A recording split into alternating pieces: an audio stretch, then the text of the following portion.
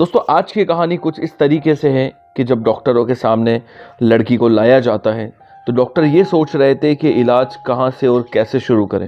दोस्तों ये वो कहानी है जिससे हमारा पूरा देश दहल गया था। कहानी निर्भया की है। ये वो कहानी है कि उस रात पूरा देश इस लड़की पर रोया था और शायद ये आसमान और दिल्ली की ज़मीन भी रोई होगी। दोस्तों इस कहानी को मैं इसलिए आपको सुना रहा हूँ क्योंकि बहुत से लोगों ने बहुत सी अलग अलग कहानियां सुनाई हैं, कुछ ने कम और कुछ ने एक्स्ट्रा सुनाई। इसलिए आज मैंने सारी कहानी को जोड़ा और आपके सामने एग्जैक्टली क्या हुआ था वो सुनाता हूँ। मैं अपनी सब बहनों को इस कहानी के जरिए सतर्क करना चाहता हूँ ताकि अब इस कहानी को सुन के सबक ले सके। और दोस्तों वीडियो शुरू करने से पहले आप हमारे चैनल को सब्सक्राइब ज़रूर कर लेना ताकि मैं ऐसी ही सतर्क करने वाली कहानी आप लोगों के लिए बना सकूं।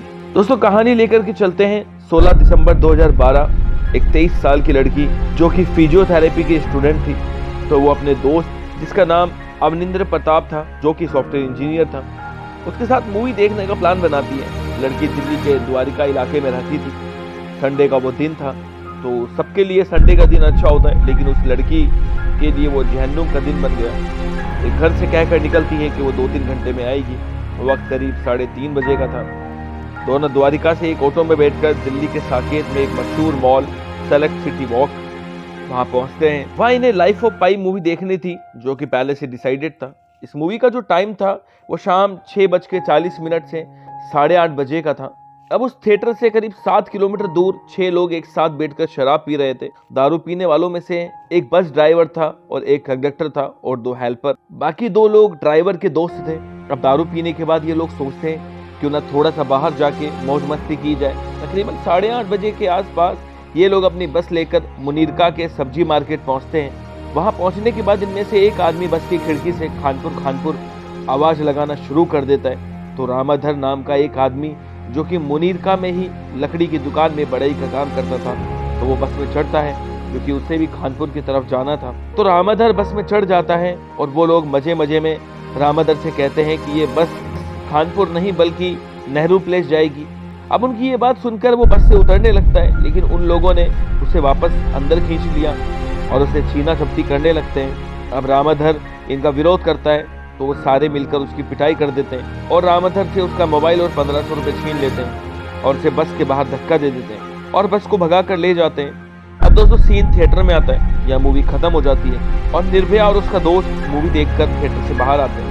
अभी ऑटो की तलाश करते हैं, लेकिन कोई भी द्वारिका जाने के लिए तैयार नहीं था और जो तैयार होता है वो ज्यादा किराया मांग रहा था। तो अब एक ऑटो वाला आता है और वो उन्हें मुनीरका बस स्टॉप पर छोड़ने के लिए तैयार हो जाता है। तो वहां से उन्हें 764 नंबर की बस वहां से द्वारिका के लिए मिल जाती, इसलिए वो सोच के उस ऑटो में बैठ जाते हैं। अब वो दोनों 8:45 पर करीब सेलेक्ट सिटी वॉक मॉल से निकलते हैं और करीब 10 से 12 मिनट में मुनीरका बस स्टॉप पहुंच जाते हैं।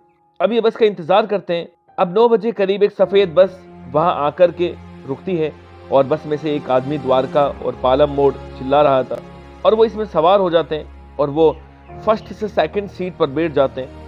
और ये वही बस है जिसका जिक्र पहले हम लोग कर रहे थे। तो अब उस बस में राम सिंह नाम का ड्राइवर था, दूसरा राम सिंह का भाई मुकेश सिंह जो कि हेल्पर था, तीसरा अक्षय कुमार उर्फ ठाकुर जो कि क्लीनर था, चौथा पवन गुप्ता, पांचवा विनय शर्मा। ये दोनों बस में काम नहीं करते थे पर ये राम सिंह के अच्छे दोस्त थे। इन्होंने उनसे किराए के नाम पर 10-10 रुपए ले लिए।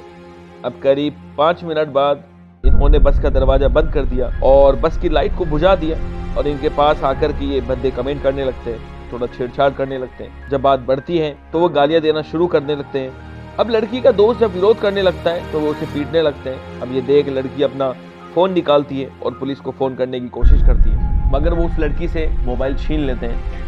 अब दोस्तों ये लोग गुस्से के अंदर उनका डेबिट कार्ड, मोबाइल, घड़ी, पर्स भी छीन लेते हैं और यहाँ तक कि इनके कपड़े भी उतार देते हैं और इनको काफ़ी बुरी तरीके से मारते हैं। एक लोहे की रोड से लड़की के दोस्त को मारा जाता है तो वो वहीं बेहोश हो जाता है और उसके बाद में लड़की को बस के पीछे घसीट के ले जाते हैं और बारी बारी से वो 6 लोग उस लड़की का रेप करते हैं और वो रेप इतनी दरिंदगी के साथ करते हैं कि पूरे जिस्म में उस लड़की के ऐसी कोई जगह खाली नहीं थी जहां पे जख्म के निशान नहीं हुए हो।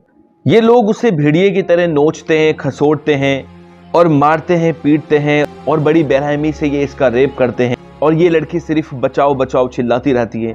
दोस्तों इनमें से एक लड़के ने तो हैवानियत की दरिंदगी को पार कर दिया। उसने लोहे की रॉड को उसकी प्राइवेट पार्ट के अंदर डाल दिया। और जब पूरी तरीके से इन सब लोगों का मन भर जाता है तो ये लोग दोनों को नग्न अवस्था के अंदर पीछे के दरवाजे से फेंकने की कोशिश करते हैं, लेकिन वो दरवाजा बंद था। तो वो इन दोनों को आगे लेकर के आते हैं और उसके बाद वो उसे नग्न अवस्था में ही बाहर महिपालपुर फ्लाईओवर के उधर फेंक देते हैं। और इसके बाद में इन दोनों के ऊपर बस को चढ़ाने की कोशिश करते हैं। लड़की की हालत बहुत ज़्यादा गंभीर थी, लेकिन लड़का थोड़ा ठीक हालत में था। तो वो लड़का लड़की को घसीट के किनारे पर लेकर के आ जाता है और इस तरीके से इनकी जान बच जाती है। अब दोस्तों ये 16 दिसंबर का वक्त था, कड़ाके की ठंड थी, ये दोनों बिल्कुल नग्न अवस्था में थे। अब दोस्तों ये लड़का हेल्प के लिए लोगों को बुलाता है। बहुत सारी कारें वहाँ से गुजरती है, बहुत सारे लोग रुक कर के देखते भी हैं, लेकिन कोई हेल्प नहीं करता। अब वहाँ से एक राजकुमार जो कि टोल पे काम करता था, वो पेट्रोलिंग कर रहा था, तो वो उन्हें देखता है। तो ये फटाफट से पुलिस को कॉल कर देता है और भाग करके करीबी होटल से ये एक चादर लेकर के आता है और उसके 2 टुकड़े करके उन दोनों के ऊपर डाल देता है। अब दोस्तों वहां पर 2 थानों की पुलिस जीप आती है और दोस्तों वहां हैरानी वाली बात ये होती है, ये दोनों पुलिस इस बात पर बहस कर रही थी जहां पर ये वारदात हुई है वो तुम्हारे थाने में आती है। वो पुलिस वाले कहते हैं कि नहीं, ये तुम्हारे थाने में आती है दोस्तों, जबकि इनको सबसे पहले ये करना चाहिए था कि उन्हें सबसे पहले हॉस्पिटल लेकर के जाना चाहिए था। ये ह्यूमैनिटी है। खैर बहस खत्म होने के बाद में इन दोनों को सफदरगंज हॉस्पिटल लेकर के आते हैं। वहां डॉक्टर इनको आईसीयू में लेकर के जाते हैं। अब दोस्तों जब डॉक्टर निर्भया की हालत देखते हैं तो उनके भी हाथ पैर फूलने लग जाते हैं। डॉक्टर्स ये कह रहे थे कि इलाज कहां से शुरू करें और कैसे शुरू करें। आदों की हालत इतनी ज्यादा खराब थी कि इन्हें समझ में नहीं आ रहा था कि इलाज कैसे करें। अब दोस्तों इसकी खबर साउथ डिस्ट्रिक्ट की डीसीपी छाया शर्मा को दी जाती है। अब जब डीसीपी छाया शर्मा को ये सारी की सारी डिटेल बताई जाती है तो वो भी स्तन रह गई थी। अब दोस्तों ये मामला इतना ज्यादा सीरियस हो गया था कि उन मुजरिम को 24 घंटे के अंदर अंदर पकड़ना बहुत जरूरी हो गया था। यहाँ निर्भया की हालत जैसे जैसे बिगड़ती जा रही थी, यहाँ पुलिस के ऊपर और ज्यादा प्रेशर बनता चला जा रहा था। अब दोस्तों डीसीपी उस लड़की के दोस्त का स्टेटमेंट लेती है और वो स्टेटमेंट में बताता है कि वो बस के आगे यादव लिखा हुआ था और बस का कलर सफेद था और साइड में पीले और हरे रंग की पट्टी थी। उसका पिछला दरवाजा जाम था। दोस्तों पूरी दिल्ली के अंदर एक सफेद कलर की बस जिसके आगे यादव लिखा हुआ था, उस बस को खंगालना ये बहुत मुश्किल काम था। ऐसा था जैसे भूसे के अंदर सुई को ढूंढना। अब पुलिस की स्पेशल टीम बनाई जाती है। अब पुलिस वाले मुनीर का बस स्टॉप पर पहुंचते हैं, लेकिन वहां उन्हें कोई सबूत नहीं मिलता। उसके बाद में वो उस डेस्टिनेशन पर पहुंचते हैं। अब दोस्तों पुलिस वाले वहां पहुंचते हैं जहां इनको फेंका गया था। वहां पर भी कोई खास जीत हासिल नहीं होती है, लेकिन पुलिस वाले रोड की दूसरी तरफ देखते हैं तो वहां पर बहुत सारी होटल्स थी। तो वो होटल दिल्ली 37 के सीसीटीवी फुटेज पर जाते हैं। उस सीसीटीवी फुटेज में दिखा कि पहले तो वो बस 9:34 पर वहां से गुजरी और फिर सेम वही रात 9:53 पर ठीक उसी जगह से गुजरी। इस चीज ने पुलिस को उस बस के ऊपर शक करने पर मजबूर कर दिया। अब दोस्तों उसके हिसाब से पुलिस वाले ट्रांसपोर्ट डिपार्टमेंट में जाते हैं और उस बस के बारे में इंक्वायरी करते हैं और उसके मालिक का पता चल जाता है। और मालिक से जब पूछा जाता है तो वो कहता है कि मुझे नहीं पता कि वो बस कहाँ पर है। अब उस दौरान ये भी पता चलता है कि ये बस स्कूल बस थी जो बच्चों को छोड़ने और ले जाने का काम करती थी। अब दोस्तों पुलिस वालों ने बहुत सारे मुखबिर छोड़े हुए थे। एक मुखबिर का कॉल आता है और वो बताता है कि इस वक्त वो बस सेक्टर 3 RK पुरम में रविदास के एरिया में खड़ी है। अब पुलिस वाले आनंद फानंद में रविदास कैंप पहुंचते हैं। अब दोस्तों वहां देखते हैं कि गुरुद्वारे के पास में वो बस खड़ी हुई है। जब वो पास जाते हैं तो उसमें एक ड्राइवर भी बैठा हुआ था।